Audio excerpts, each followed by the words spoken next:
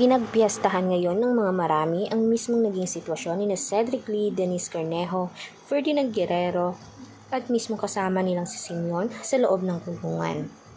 Matapos ang latest update natin na nakakadiri umano, nakapandidiri ang mga gawin nila sa loob ng kulungan, lalong-lalo na si Denise Cornejo dahil nga babae siya. Hindi man lang siya marunong luminis ng kanyang katawan. Ika ni Vong, noong sa pagkakilala niya kay Denise, ay talagang okay naman umano ito. Malinis naman umano sa katawan at talagang nagpapabelo pa nga ito para maging maganda, maputi, makinis at hindi mataba.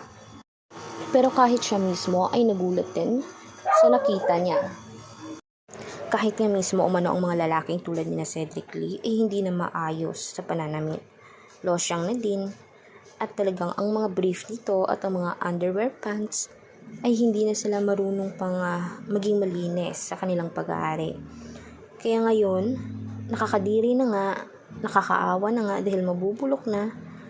At ngayon naman pinagpipiestahan pa sila. Anong karma ba talaga ang dumating sa buhay nila? Tila nagsisisi silang lahat sa nangyari.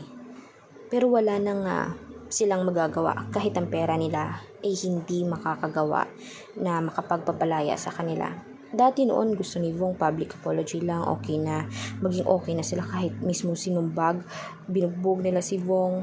Pero ngayon, hindi na papayag si Vong ng public apology. Nasira na nila, nabahida na nila. Si Vong minsan na din nakulong. Kaya ngayon, sila mismo ang magbabayad. Kaya karma is real. Kaya for more videos updates, mag-subscribe, i-like at i-share ang ating video. Salamat mga kanetizen.